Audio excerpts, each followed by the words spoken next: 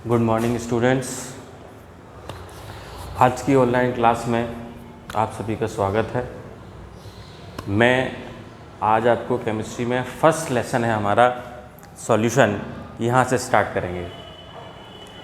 आप लोगों से ये मेरा कहना है कि आप लोग ऑनलाइन क्लास पढ़ें और बहुत ध्यान से आपको जो भी प्रॉब्लम्स आती हैं वो आप मुझे कमेंट में शेयर कर सकते हैं।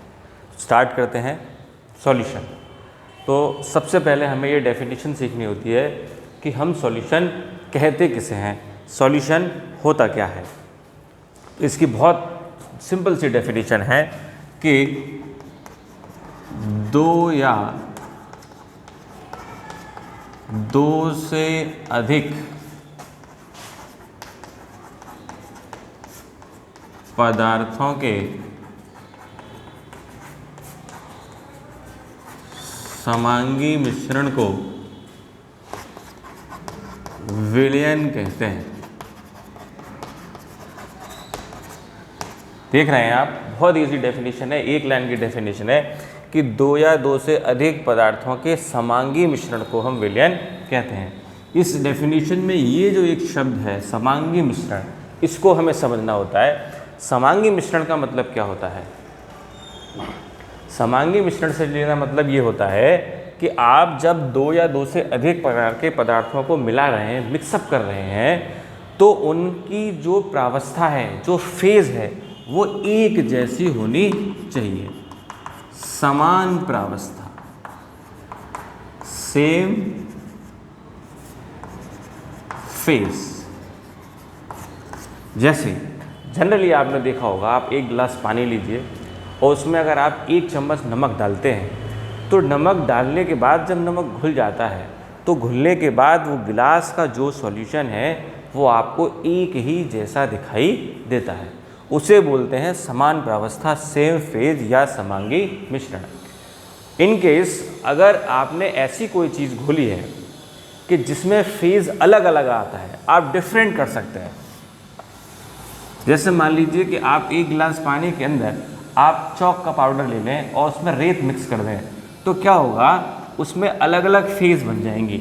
ऊपर का सॉल्यूशन बिल्कुल क्लियर सॉल्यूशन होता है, ये क्लियर सॉल्यूशन होता है जिसको हम वास्तविक विलयन कह देते हैं। बीच में क्या होता है, थोड़ा सा कलर आ जाएगा, उसमें थोड़ा सा गंदा दिखेगा आपको, और नीचे जो होता है, जो अशुद्धियाँ आती हैं, इनको हम निलंबन कहते हैं, और जो बीच वाली अवस्था होती है इसको कोलोइड विलयन कहते हैं। लेकिन इस चैप्टर में हमको ये चीज़ पढ़नी है कि वास्तविक विलयन क्या है। सिंपल एज दैट कि जब आप किसी एक गिलास पानी में आप नमक घोलते हैं, तो नमक घोलने के बाद आप उस सॉल्यूशन को देखेंगे तो वो क्लियर सॉल्यूशन होता है। इस चैप्टर में आपको उसी सॉल्यूशन के बारे में जानना है। अब जो कंपोनेंट्स होते हैं किसी भी सॉल्यूशन के, दो कंपोनेंट होते हैं। एक होता है विलेय और दूसरा होता है विलायक। विलायक जिसमें हम घोल रहे हैं, और विलेय जिस पदार्थ को हम घोल रहे हैं। ये सॉल्यूट होता है, ये सॉल्वेंट होता है, और ये दोनों आपस में मिक्सअप होकर एक समांगी मिश्रण, सेम फेज वाली कंडीशन में आते हैं, तब ये कहलाता है विलयन, जिसको हम सॉल्यूशन कहते हैं। तो ये एक चीज़ है जो हमें अपने दिमाग में रखनी होती है। न्यूमेरिकली कभी कभी हमें इन चीज़ों की ज़रूरत पड़ती है। जैसे किसी न्यूमेरिकल में हमें विलयन की आयतन या मात्रा दे दी जाती है और इनमें से किसी एक की नहीं दी है, तो हम उसको सब्सट्रैक्ट करके निकाल लेते हैं, ये चीज़ है। लेकिन परिभाषा यही है कि दो या दो से अधिक पदार्थों के समांगी मिश्रण को हम विलयन कहते हैं। अब वो दो पदार्थ में एक विलायक होगा, सॉल्वेंट होगा, जिसमें घोला जाएगा, और दूसरा होता है विलेय, जिसको घोला जाता है। विलेय एक से ज़्यादा भी हो सकते हैं। आप एक गिलास पानी में नमक भी डाल रहे हैं, चीनी भी डाल रहे हैं, किसी चीज़ को डाल रहे हैं। जितने भी आपने इसमें सॉल्यूट लिए हैं, वो घुलने के बाद अगर एक समान प्रावस्था बन जाती है, समांगी मिश्रण बन जाता है, तभी हम उसको सॉल्यूशन कह देते हैं। अब डिटर्मिनेशन कैसे होगा, आप कैसे पता करेंगे कौन सा विलेय है और कौन सा विलायक है? न्यूमेरिकली एक विलयन बनाने के लिए जो अवयव अधिक मात्रा में होता है वो विलायक कहलाता है। और जो अवयव कम मात्रा में होता है वो विलेय कहलाता है। ये कम मात्रा में होता है, ये अधिक मात्रा में होता है। अगर इन केस अगर ये दोनों बराबर हो जाएं, इक्वली हो जाएं, तब ये डिटरमाइन करना थोड़ा कठिन होता है कि इसमें कौन सा विलेय है और कौन सा विलायक है। अदरवाइज हम यही मानते हैं कि जो कम है वो विलेय है, जो ज़्यादा है वो विलायक होगा, और इनके मिलने से जो समान प्रावस्था बनती है उसको विलयन कहते हैं। अब ये तो डेफिनेशन हुई। अब यहाँ से आगे आता है कि टाइप्स ऑफ विलयन क्या है, विलयन के प्रकार क्या होते हैं। तो इसको आप नोट कर लेंगे।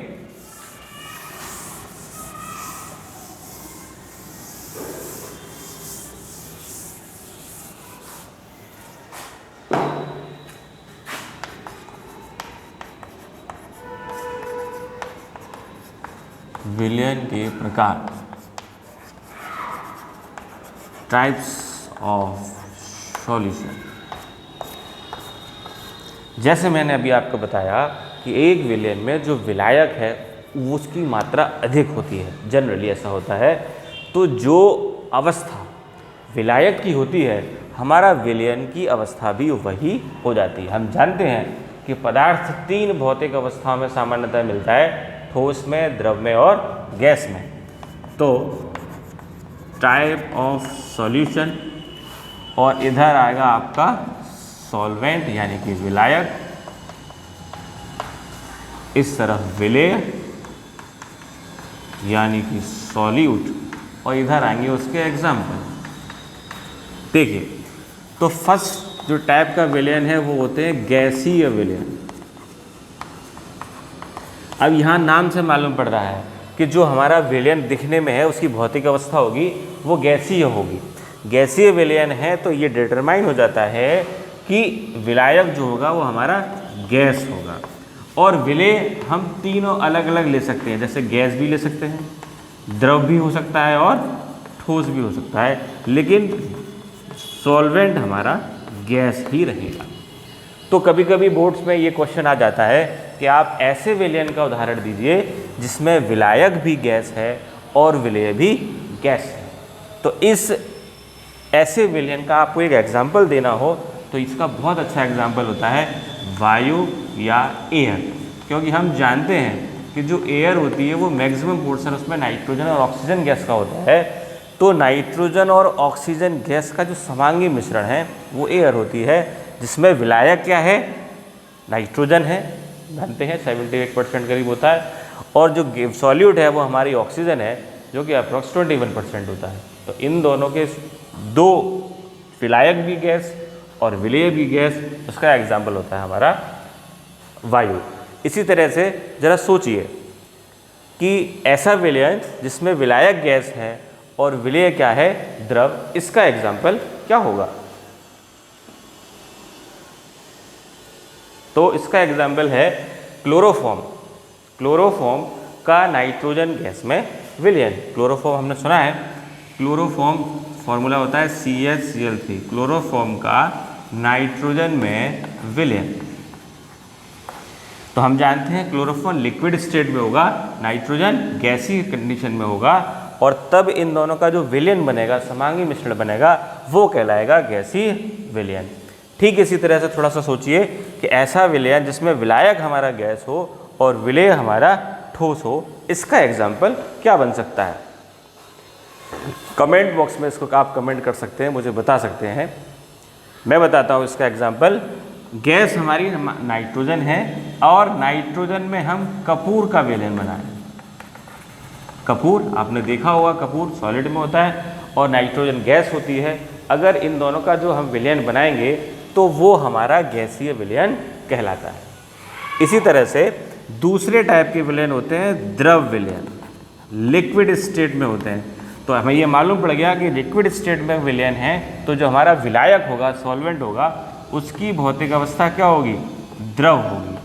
और विलेय हम बदल बदल के लेंगे, एक बार गैस लिया जाएगा, एक बार द्रव लिया जाएगा और एक बार ठोस लिया जाएगा। अब इसके एग्जाम्पल जी मैं आप पर छोड़ता हूँ कि आप कल मुझे बताएंगे कि इनके बारे में, इनके जो एग्जाम्पल्स हैं, द्रव विलयन हैं, उनके एग्जाम्पल्स आप अपने मुझे बताएंगे और इतने टॉपिक को आप कंप्लीट कर लेंगे। Thank you.